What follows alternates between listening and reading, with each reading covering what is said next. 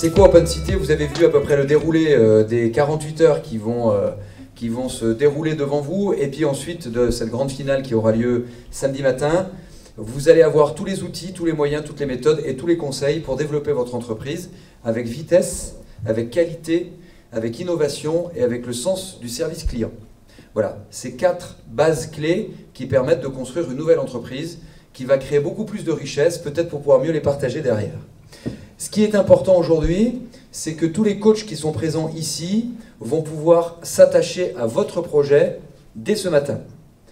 Mais dès cet après-midi, les coachs pourront également de nouveau passer groupe par groupe, d'accord, ou projet par projet, pour voir comment ils peuvent vous aider. Ils sont là juste pour que vous posiez les bonnes questions. Vous avez vu le guide que vous avez entre les mains.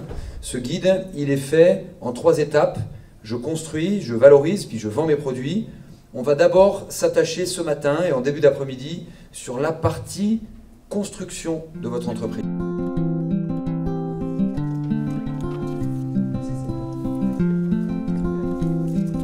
Narbonne, nouvelle impression, bien entendu. Open Cité est un programme dynamique de création d'entreprises et à l'innovation à Montpellier, Narbonne, Nîmes et Perpignan, dans ces quartiers prioritaires. C'est un moteur de confiance en soi et c'est un accélérateur de projets d'entreprise. Open Cité est basé sur un process, un jeu sérieux qui va permettre à des porteurs de projets de présenter leur idée afin de fédérer une équipe autour d'eux pour ensuite rentrer en compétition avec d'autres équipes afin d'être lauréat de ce concours. L'objectif d'Open Cité n'est pas à tout prix de gagner le concours. Ce qu'ils vont gagner, c'est de la qualité, c'est de la vitesse, c'est de l'innovation et c'est toujours penser au service client. Je m'appelle Fabien Barbier, je suis étudiant en 2e année de BTS NRC, donc négociation relations clients, au lycée Jean Monnet. Donc je suis originaire d'Alès dans le Gard.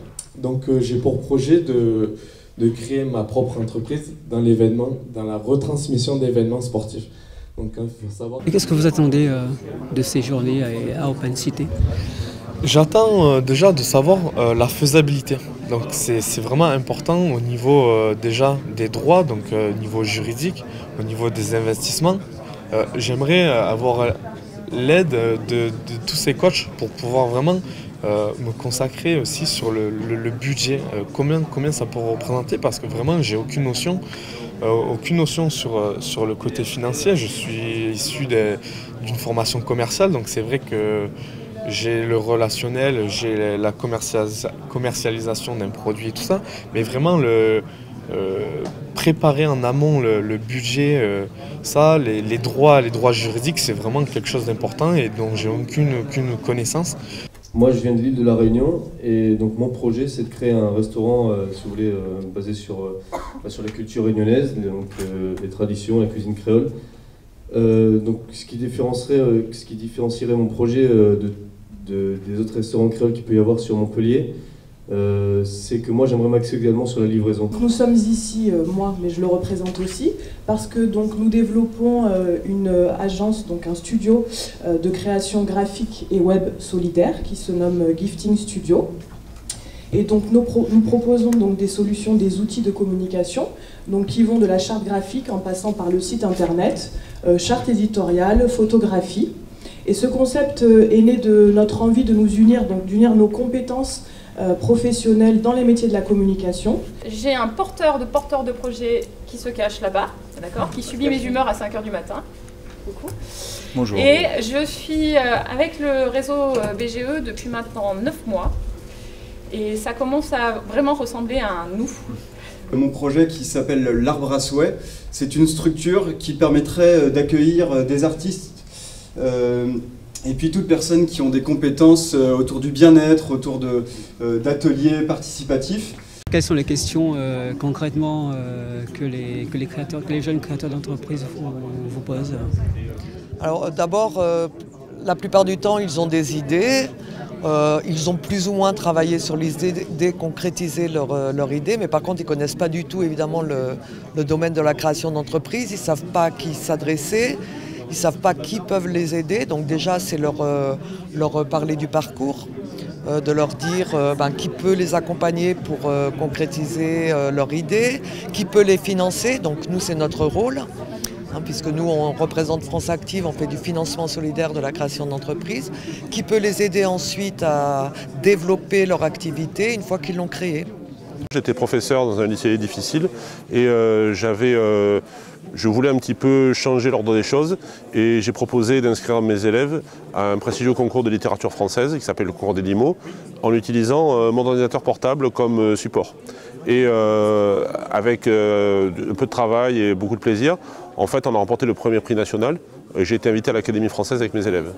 Ensuite, j'ai décidé de pousser le concept un peu plus loin et comme je suis père de famille et que mes enfants jouent aux jeux vidéo, j'ai décidé d'employer la première industrie culturelle au monde, c'est-à-dire le jeu vidéo, mais pour transmettre des savoirs. Ça, c'est un jeu qu'on a fabriqué en milieu scolaire. Donc il y a des élèves du collège des Escoliers de la Mosson qui ont participé, du collège Lascaz, également de l'école Marie de Sévigné qui est à Figuerolles, de l'école Aristote qui est à Antigone et du lycée Jean Monnet qui est à côté d'ici. Ce que l'important, c'est pas de fabriquer du jeu vidéo, c'est de réussir dans les apprentissages pour être un acteur efficace d'aujourd'hui et de demain, c'est-à-dire que pour vivre le numérique intelligemment. Il y a également la nécessité d'atteindre la performance qui, elle seule, va garantir, en tout cas, la survie de l'entreprise. La performance est une chose. Nous, on pense également que le partage et le progrès vont également assurer la réussite de l'entreprise. L'idéal, ce serait que vous puissiez créer des entreprises ou en tout cas des équipes de 2 personnes. Vous voyez, ça veut dire que quasiment il y a la place pour tout le monde. Enfin, pas tout à fait tout le monde, parce que vous êtes 25 ou 26 ou 27. Donc non, de toute façon, l'entreprise, c'est pas permis au plus grand nombre. L'entreprise doit être permise à ceux qui ont la volonté et la capacité de le faire. Alors il y en a qui sont déjà 2, super, ils sont chanceux. Maintenant, il y a d'autres idées ici, et je trouve que vos idées sont très fortes. Pourquoi? Parce que vous les portez souvent avec une expérience personnelle, et vous l'avez dite, vous l'avez décrite, mais surtout, elles sont extrêmement variées. Il y a de la restauration, il y a du fruit et légumes, c'est exactement ce que l'on voulait. Il y a 2% de start-up très innovantes en France. Il y a 98% d'entreprises tout à fait classiques en France, on est d'accord? Sauf que tout aujourd'hui doivent innover. Nous avons dans nos quartiers de très grands talents. Il faut qu'on les aide à se faire connaître et qu'on les aide à réussir. Il y a des possibilités et l'intérêt d'organiser des manifestations de ce genre est justement de pouvoir montrer ses talents.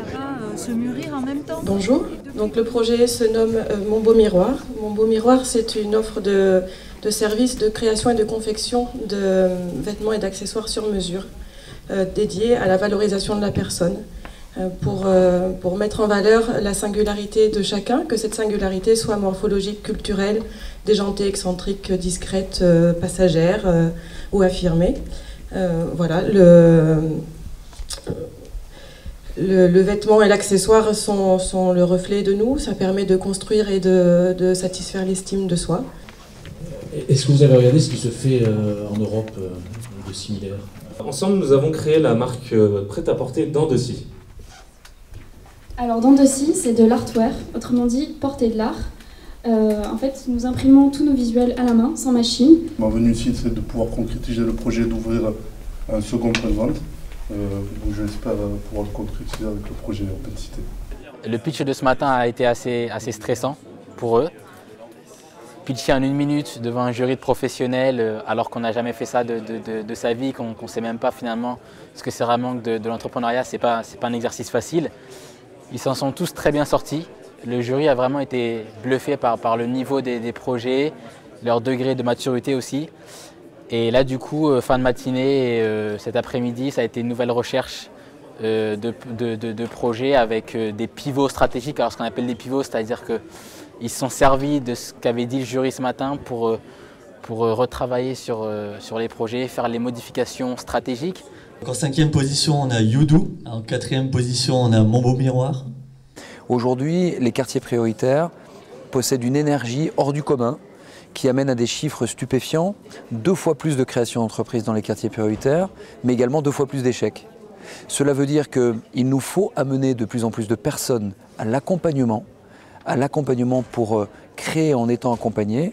Aujourd'hui, 90% des projets qui sont présents ici à Open Cité ne sont accompagnés par aucune structure. C'est non pas une génération spontanée, c'est des gens qui ont décidé de créer en le faisant seuls.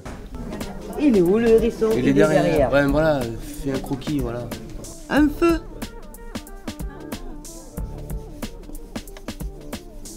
Si on arrive à faire un petit feu. Qu'est-ce que tu as rajouté? Là, on n'est parti que sur l'introduction. Que l'introduction n'est pas où... Peut-être que ça, on devrait le mettre juste après ici.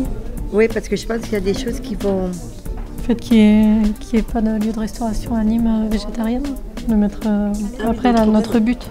Oui, ça peut faire partie du problème, effectivement. C'est comment votre nom, excusez-moi? Julie. Julie. Le silence permet à l'autre de répéter. Et vous envoyez des infos. Hein. Putain, à la seconde, ça débite fort. Laissez-nous le temps de les mettre dans la boîte. À service équivalent ou quasi, puisqu'ils n'ont pas notre inédit, chez le concurrent, il faudrait payer environ 43 € par mois. Chez nous, 10 € par mois, sans engagement. Natacha, pas son chat, ce qui fâcha, Sacha. Super. Je souhaite bonne chance aux trois lauréats de ce jour pour demain. Alors le deuxième prix est attribué à un hamburger.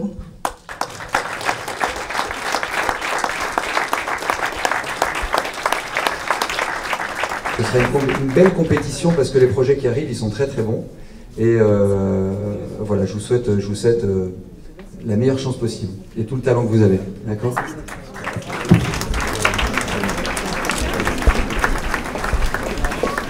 Enchanté, Benoît Galli, consultant. Bonjour.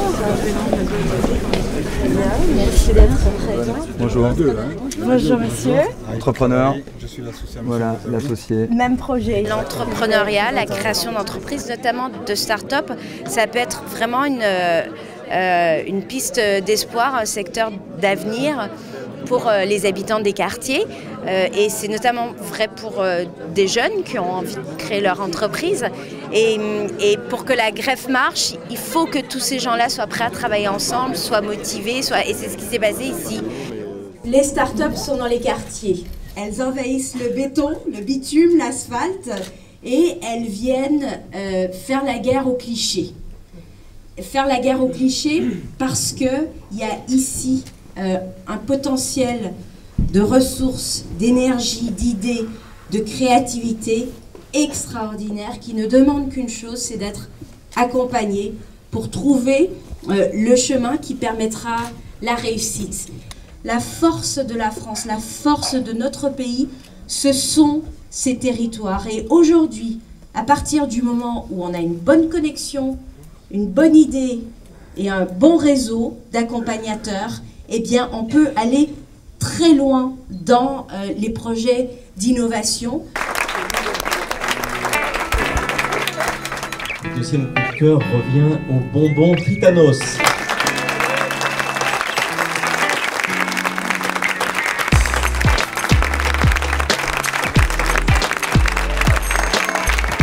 Vous avez un super plan marketing, bravo et merci, c'est à vous.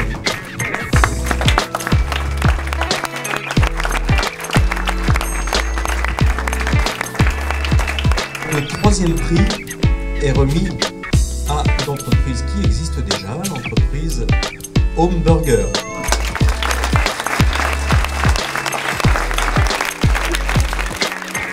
Donc, félicitations. Et j'en profite parce que je pense que Madame la Ministre partage le même point de vue que les élus responsables locaux. Que peut-il y avoir de plus intéressant pour un acteur que responsable d'être entouré de jeunes qui ont envie de l'envie? Le deuxième prix est pour une entreprise qui n'existe pas encore, mais qui va vraiment pas tarder à exister. La Petite Auberge à Narbonne.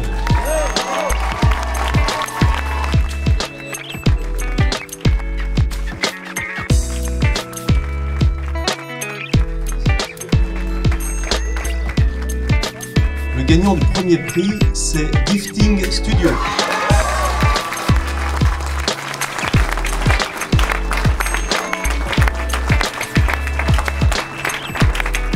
Merci à tous. Gifting Studio, c'est un studio de création graphique et web solidaire basé sur du prix libre. On veut donner la parole, la visibilité aux TPE. On veut que tout le monde ait la même chance et on croit en une économie qui fédère de l'économie par les petites entreprises aussi. On veut un équilibre sociétal. Et ça fait plaisir justement de voir que tout le monde a la parole. Et vous, merci messieurs, dames les jurys d'avoir cru en notre projet, de nous faire confiance et de nous donner l'opportunité de pouvoir développer cette idée. Ma première impression, c'est la joie, le bonheur et la solidarité. Parce que si on est aujourd'hui le premier prix, c'est vraiment avant tout parce qu'on a été une équipe. Beaucoup d'intervenants et d'implication et beaucoup de gens qui ont cru en ce projet. Ce projet, il est viable, il existe parce qu'on est nombreux, parce qu'on est unis et qu'on croit en des valeurs solidaires et sociales. 3 mots, échange, partage et enfin, voilà, une convivialité. Ça a été... Super, merci beaucoup.